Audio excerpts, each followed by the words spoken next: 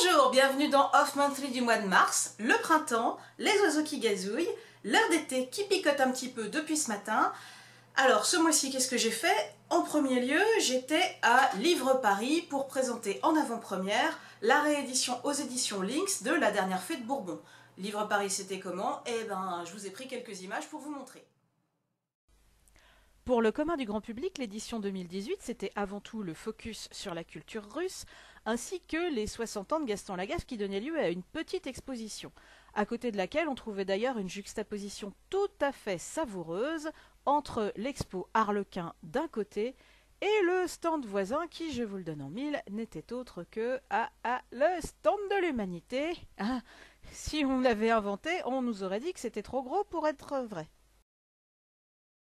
Mais pour moi, forcément, la star, c'était mon beau roman qui sort le 12 avril dans toutes les librairies, mais aussi Estelle Wagner, Laurent Jeunefort, Lizzie Felton, Karim Berouka, Jérôme Vincent, Jeanna Debatz, Pascaline Nelot et Mina M, David Brie, Cécile Guillot, Jean-Luc Marcastel et Jean-Mathias Xavier, ainsi que l'occasion d'offrir à Thomas Andrew un cadeau que j'avais pour lui depuis des temps absolument immémoriaux. Sans oublier cette mystérieuse lime à ongles dont on n'a jamais identifié la ou le propriétaire. Et je vous laisse avec cette ambiance très particulière. Vision rare, le salon du livre avant l'ouverture.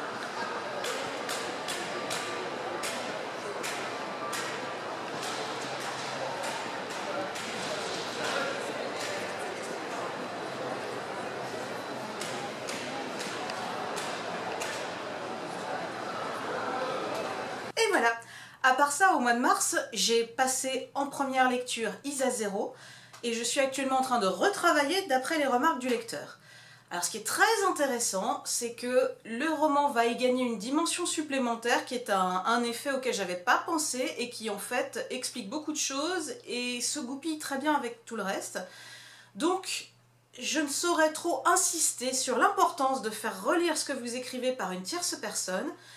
Ça fout un peu les miquettes, n'ayons pas peur de le dire, parce qu'on ne sait jamais si la personne ne va pas tout simplement nous dire « c'est nul ton truc ». Alors en fait non, la plupart des lecteurs sont plutôt bienveillants, et s'ils savent un petit peu déjà relire, donc bêta-lire ou alpha-lire dans le cas de mon alpha-lecteur qui ne fait pas du tout la forme mais seulement le fond, d'où le terme d'alpha-lecteur, qui vont vous aider à enrichir, à préciser des choses, à corriger d'éventuelles incohérences. Surtout, il ne faut pas hésiter, c'est super important. Avant même de proposer quoi que ce soit à un éditeur ou au public si vous vous auto-éditez, franchement, faites relire ce que vous écrivez.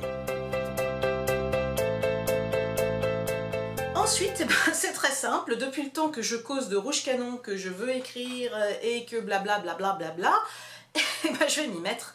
Donc je vais commencer par pas mal de documentation, étant donné que je maîtrise pas forcément super bien le contexte historique. C'est un petit peu comme quand j'avais écrit La Dernière Fée de Bourbon d'ailleurs, puisque La Dernière Fée de Bourbon se passait dans la deuxième moitié du 19e siècle et que j'étais pas forcément experte de cette période.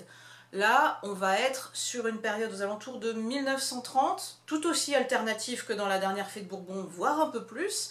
Mais j'ai absolument besoin de poser mon contexte et de savoir à peu près où je mets les pieds, donc je vais passer en mode documentation pour les semaines à venir. Je l'ai dit, je l'ai répété et je m'y tiens, je serai aux Imaginales fin mai. En attendant, au mois d'avril, j'ai un rendez-vous qui est prévu dans le sud-ouest. Donc si vous êtes dans le sud-ouest, restez à l'écoute parce qu'on en saura plus d'ici pas très longtemps, idéalement d'ici quelques jours, au pire d'ici quelques semaines. Je serai très ravie de faire ce deuxième voyage dans le sud-ouest en tant que romancière. Le premier était à Albi il y a déjà bien trop longtemps, le deuxième, je vais vous dire ni où, ni quand, ni pourquoi, parce qu'on m'a fait jurer le secret et que j'ai pas du tout envie de prendre une balle dans la tête.